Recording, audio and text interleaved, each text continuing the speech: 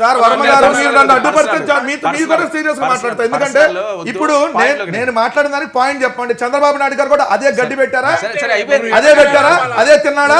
ఒళ్ళంతా దద్దుర్లు వచ్చినాయి.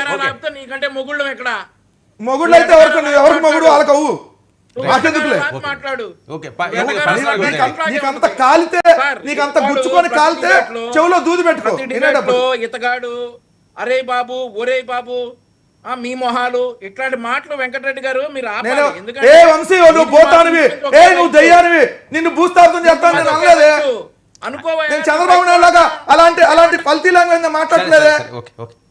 నేను చెప్పులు తీసి నీ చూపించానా? చూపించలేదే.